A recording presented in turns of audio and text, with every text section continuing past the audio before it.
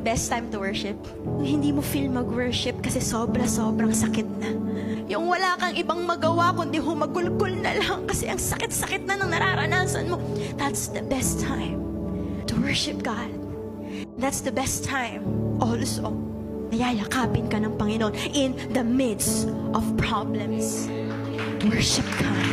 Worship is a very powerful weapon that confuses your enemy.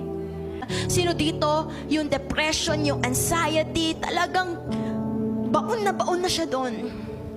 Yung demonyo na walang ibang ginawa kundi talunin ka. Gusto mong makalaya dyan? Isa lang po ang nagpapabingi sa kaaway. Worship. Pag-awit, pagsamba, sacrifice. Poproblemahin ng problema ang sarili niya, basta problemahin mo ang worship mo. Hindi mo kayang solusyonan yung problema mo.